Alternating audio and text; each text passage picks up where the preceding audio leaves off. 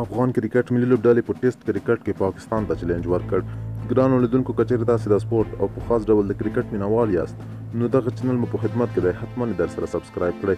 موږ تل هڅه کوو ترڅو د سپورټ له میدانه تاسو ته کره او په زړه پورې معلومات چمتو کړو. افغانستان کرکټ ملي لوبډلې وکټ ساتونکي او توپ وهونکي افسر زازي باور ښودلی چې دا اسیایي لوبډله دا امکانات او وړتیا لري چې د ټیسټ کرکټ په ساحه کې یو تاثیر وغورځوي. د راشد خان په لوبډل مشرۍ کې د افغانستان لوبډله دا مهال د بنګلادیش په وړاندې د یو تاریخي بریا په لور روانه وه چې د افغانستان د 393 منډو پوره کولو په هڅه کې د بنګلادیش په 116 منډو کې 6 لوبغاړي آوټ شوي وو. د لوبې په لومړۍ اننګز کې رحمت شاه سلیزه جوړه کړه او ورسره ځوان لوبغاړي ابراهیم زادران په دوهمه پاڼۍ کې 7 منډې جوړې کړې او د توپ اچونې په برخه کې د افغانستان ورو توپ اچوونکو راشد خان، محمد نبی او ظاهر خان له بنګلادیشي توپ وهونکو لار ورکه کړې وه. افسر زازي 13 ورځ له کریک بز سایټ سره په خبرو کې وویل: باوري اوسئ، موږ خوشبینه یو چې یو ټیسټ هیواد یو. موږ په کور دننه ښه استعدادونه لرو.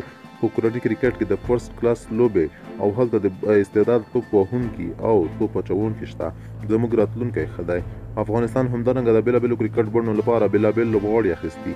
په دې اړه زازی وایي: زما په نظر دا ښه ده چې بېلابېلو فارمټونو یعنې د کرکټ بڼو ته بېلابېل لوبغاړي ولرو. په ځانګړي ډول ټیسټ ته باید ډېر لوبغاړي ولرو ځکه موږ دغه فارمټ کې نوي یو. موږ اړتیا لرو چې خپل مهارتونو کې سخت کار وکړو.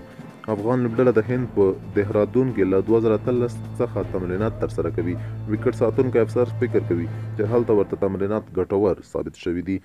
د افغانستان کرکټ ملي لوبډلې مخکینی لوبډل مشر د لوبډلې سره د خپلو تجربو او مهارتونو په شریکولو سره د توپ وهنې په ښه کېدو کې هم مهم رول لوبولی دی. زازی وایي: زما په نظر توپیر دا دی چې موږ ښه توپ وهنه وکړه. موږ د آمادګیو پر مهال سخت کوښښ کړی. زموږ د روزونکي ډلګۍ په ځانګړي ډول زموږ د توپ وهنې روزونکی پخواني لوبډل مشر نوروز منګل زموږ سره ډېر کار کړی او موږ ته یې ډاډ راکړی دی.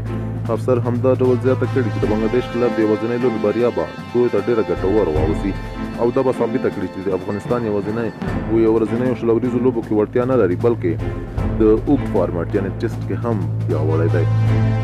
زازی وایي: زما په نظر د شل ورځو او یو ورځنیو ته په پرتلې زموږ لپاره ډېر مهم دی. موږ د خپل لباس بدلولو په ځای ډریسنګ روم کې په دې اړه خبرې کړي.